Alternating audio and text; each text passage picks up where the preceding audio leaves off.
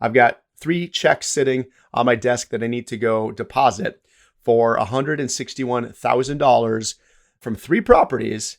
And here's the cool thing.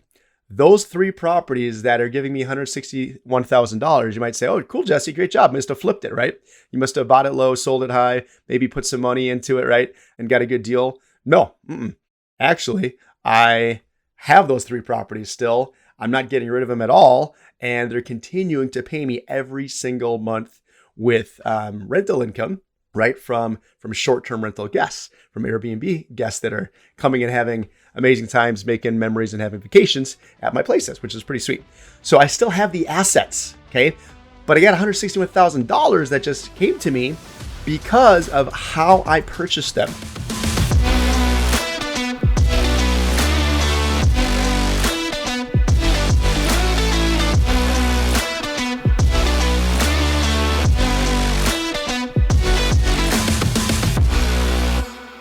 Welcome to the Creative Cash Flow Show. I'm your host, Jesse Mills, where we share with you every single week real estate secrets for achieving time and financial freedom. And we want to have both in this world. We want to have time freedom, but we want to have financial freedom. And in order to do that, you need to create a stream of income. You need passive income, and you need to have a business where you get to work when you want, where you want, from anywhere you want, right? Isn't that the dream? Isn't that the goal, right? So, I mean, some people say, hey, Jesse, I just want to have money coming in all the time so I can do whatever the heck I want and not have to work, period. If that's what you want, fantastic. But you got to have a plan for that. We got to work our tails off to get that, and we got to have a strategy. But a lot of you might be like me, like, hey, I'll probably never retire. Let's be real. I love what I do. I love helping people. I love just, setting a goal, crushing it, and having a new project, new challenge. Okay. And so to do that, right, you want to be able to set yourself up to work whenever from wherever. So if you are a fan of real estate, okay, I'm curious to know. In fact, I'd love to hear from you. If you're listening to this right now, you're watching this, I'd love to hear from you. DM me. Okay. I'm everywhere at the Jesse Mills, the THE Jesse Mills, at the Jesse Mills on all the socials. DM me and tell me, are you brand new to real estate investing? Are you experienced? Are you very experienced? Right? Have you been looking at it for a while and, watching and listening and kind of lurking from the sidelines, but you're not in the ball game yet? Or have you been doing this for a long, long time and you got stuff you could teach me, which, hey, I'm always eyes and ears open and I'm a sponge and I want to learn as well. Okay. So I'm curious where you're at with it.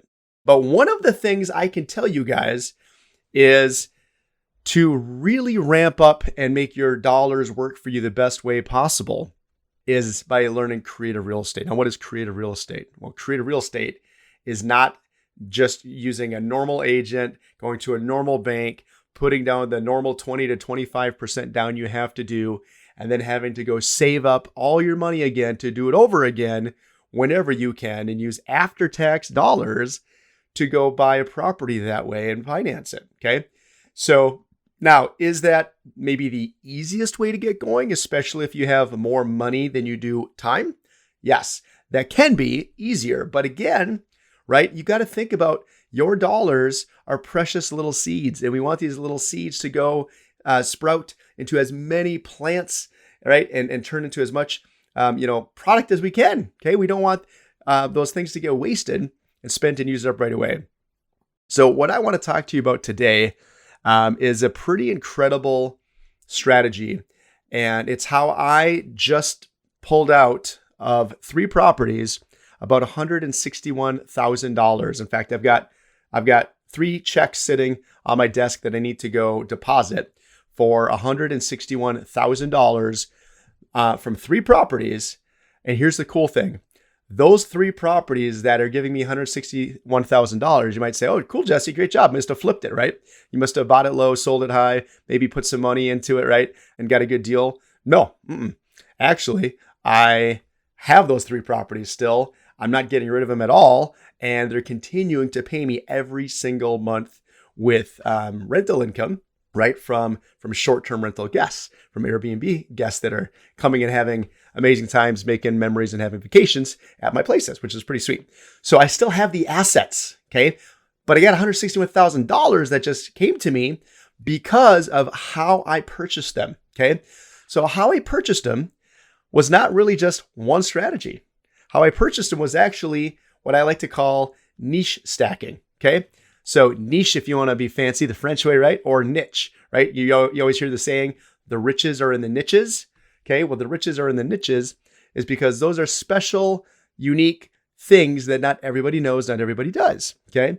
And so when you're niche stacking, you're taking multiple real estate strategies and you're combining them. Okay.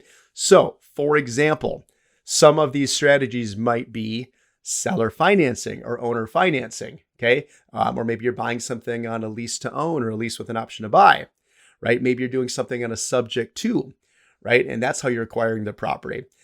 Maybe you're doing a BRRR strategy, right? So those of you that know BRRR, love the BRRR. And if you're like, what the heck is a BRRR, right? I know you're from Minnesota. Are you cold right now? Like, what are you talking about BRRR? No, the BRRR strategy, buy, renovate, rent, and refinance, right? So that's a great strategy to acquire properties with less money down, a little bit more effort, but less money down and do it quicker, right? Really get your money snowballing. Okay. Then there's short-term rentals, right? Airbnb, Verbo, right? All that good stuff. That's one way to do it. There's midterm rentals. There's long-term, right? There's obviously different types of things you can do with the different types of properties, right? So if you look at all those ways of doing, those are different niches, right? Different niches. So when you niche stack or niche stack, okay, you're actually taking multiple strategies and putting them together. So that is how I bought 3 properties, okay, where I put in, I think, $8,000 on one, $12,000 on the other, and the third was literally zero down. I put no money into it.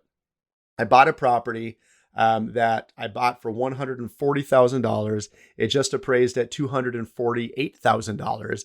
I bought it with no money down, and then I put some money into that property, about $12,000 to fix that up. Now, that $12,000 that I put in to fix it up wasn't my after-tax dollars. Okay, it wasn't even my money. It was money from a private lender, because that private lender said, hey, Jesse, I've got this money just literally sitting here and my checking and savings making me like 0.5%, like maybe 1% with a really good account, right? But pretty much less than 0.5% of interest. Meanwhile, inflation's 8 to 9%. Can I put my money to work? Do you have any ideas and any ways you could help me? And I said, absolutely. I said, I would be happy to give you a much higher rate of return than what you're getting now, which also helps me because now for me, it allows me to, again, retain most of my capital to put into more deals and do more and faster. Plus, when I'm paying you that interest is an expense that I get to write off now on my taxes, instead of that was my after-tax money that I already had to work hard to earn and then get, right? And then pay taxes on it and then go use the after-tax money, right? So think of it this way. I mean, if you're putting in, let's just say, $10,000 after tax, right? You probably had to make a good $15,000, $18,000 to $20,000 to get that in the first place. Okay. So think of it this way. If I'm using someone else's money that is sitting there making them no money, I get to pay them interest. They're happy, they win. And then I get to write that off and I'm happy. Okay. So what I did, guys, is I have 3 properties that I acquired on owner financing, right? So that means the owner, the seller, is basically the bank to me. So they're the bank. Well, guess what? What kind of terms does that bank give?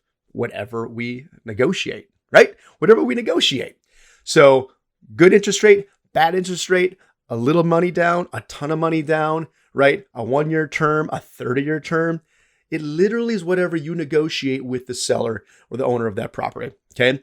So all 3 of these places that I'm talking about, I purchased on owner financing directly with the sellers.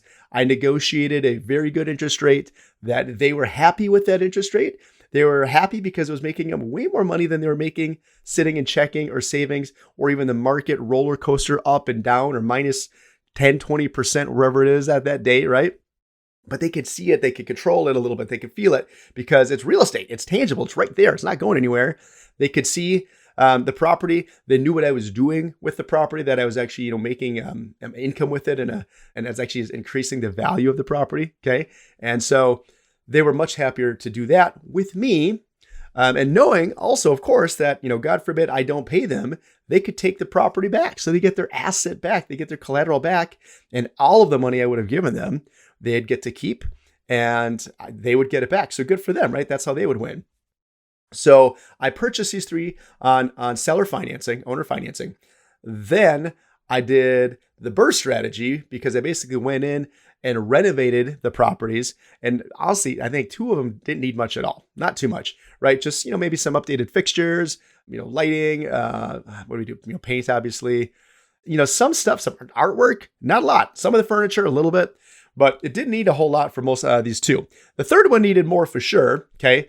And it could have been a gut job, frankly. But I said, hey, we can get by really well because I had an awesome team member who was very creative and helped me kind of run that project. And so I paid her to run that project, and she got a lot done for like $12,000. It was fantastic. So that again was money that I didn't have to pay out of my pocket. Okay. So then I made the property look better. Okay. I bought myself time because, again, I gave myself, I think, at least 3 to 4 years is what I negotiated with the sellers. Okay. Because I knew that in 3 to 4 years that the values would most likely be higher, that they would hopefully and probably, but you can never guarantee, appreciate. Okay. I knew that I'd be paying the balance down every month. And I knew that I'd be stacking up cash flow that I would have to, again, put down in the future if I need to, or pay down monthly, or maybe a combo of both. Okay. But I created time, I created an opportunity, and I created time to fix up the property, again, with the cash flow, and do all of this, over the course of the 3 to 4 years that I bought myself. Okay. So in a couple of these didn't even take 4 years. Again, I gave myself more time than I needed on purpose, right?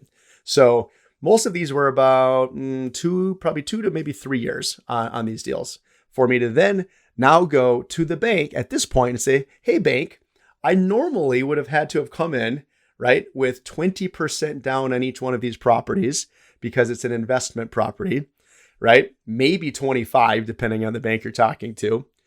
Possibly 10% down if you call it a second home, but these particular places don't qualify for that, okay? But again, if you're really using it as an investment property, it's an investment property, and that's 20% down. Well, guess what? I didn't come in with 20% down on any of them. I came in with 0 on one. I came in with probably around 5% down on the other one, and the other one was maybe, I don't know, between 4 and 6% down. Okay, that's like a normal house. It's like a normal house. If I would have had to put 20% down on each one of these, that would have been a lot more money, which would have taken maybe more time to get and to acquire, right?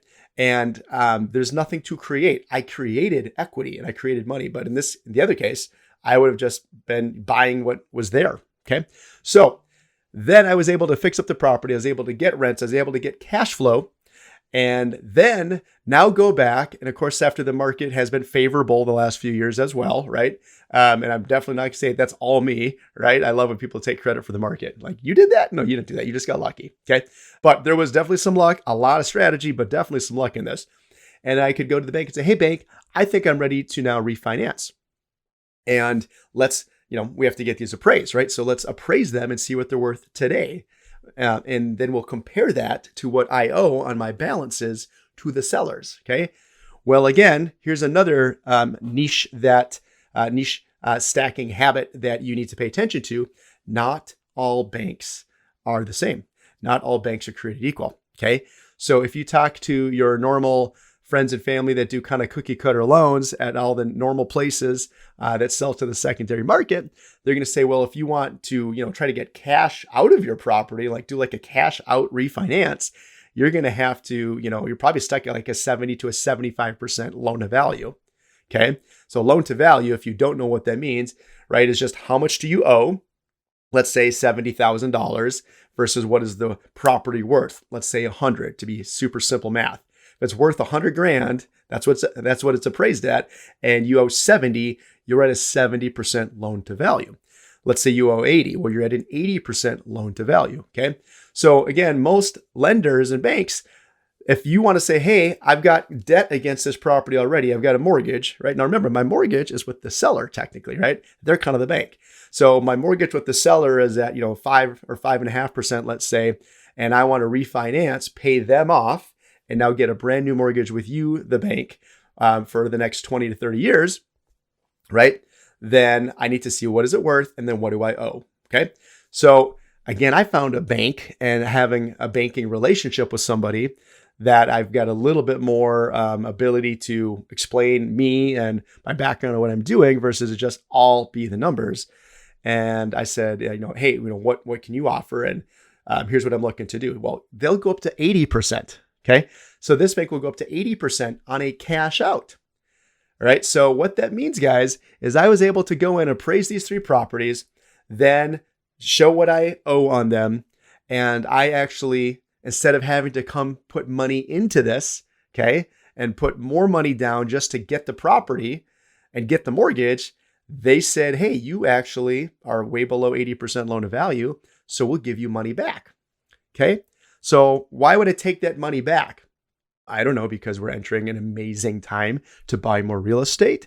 And because now I will take all of the proceeds from the hard work and cash flow and opportunities, right? And everything that I've done in the last few years, and take that and put it into more places and more opportunities, right?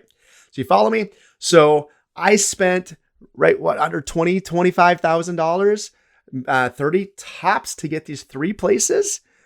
No, 8, yeah, 20, like $20,000 to $22,000 to get these 3 properties. Okay.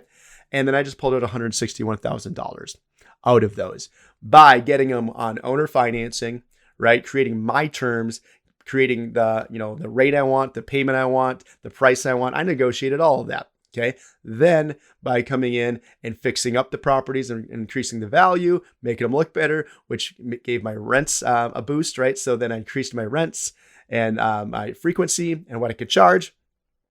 And then I paid down my balances for a couple years. And then as those were going down, the values were going up. That's creating a bigger spread. And then bam, now I can take and use that spread for more, which is pretty freaking killer. Okay. So again, if you're listening to this and you're like, okay, god dang, that sounds awesome. How do I do that? I would love to help you do this. Okay. I would love to show you how to do this. It's not as hard as it seems. Okay. There's really just a number of steps. There's just a number of questions, and I've done it so much, and I just love helping people learn this and figure this out. So if you want to know more about this, you want to learn how to do it, I'd be happy to show you. But you also might be saying, Jesse, okay, that sounds like a lot. Like, where do you find these sellers? Right. And how do you spend a lot of time looking for them and digging for them? And I don't know about all the paperwork and this and that. So you might be saying, I've got this money sitting here, like you mentioned about your friend at the beginning of this, $50,000, $100,000, couple $100,000, whatever you got, $500,000, $1 million sitting there that is not making you any money. It's making you less than a couple percent money. Well, you know what? There's other things you can do too. There's other things you can do with that money that you don't have to be doing all these creative, unique strategies. And there's easier ways to basically use that capital, okay, in real estate. So this really depends on your goals. Depends on what you want. Depends on your time availability. Depends on your hustle. Depends on how much you want to learn and know, and what your goals are. Okay, so we got to figure that stuff out first. But it's important to know the creative strategies that are out there that can help you really grow your wealth faster and allow you to snowball that into more and more things. Okay. So if you guys have any further questions on this, comments, hit me up, DM me on social, again, at the Jesse Mills, and all the social platforms at the Jesse Mills, TheJessemiLs. Okay. Otherwise, guys, if you want to know about new episodes that are coming out, or if you just want to text me some questions, okay, I'm actually going to give you my line at 612-662-6629. Okay, so 612-662-6629. Text me any questions that you've got on this. If you want to maybe set up a call to talk about how to learn more of these niche stacking tricks yourself. Okay, maybe if you want to just say, hey, I've got some capital, but where's some good ideas and places I should look at investing. Okay, again, I'm not soliciting investing advice in dollars. What I'm just saying is, if you want to have a strategy session to talk about that, I would be happy to talk with you more about that because there's a lot of different angles, a lot of different avenues you can take it. Okay, so enjoy the rest of your day, guys. I look forward to hearing from you, and let me know what you think about this episode, and we will talk real soon. Thank you for listening and watching the Creative Cash Flow Show. Talk to you soon.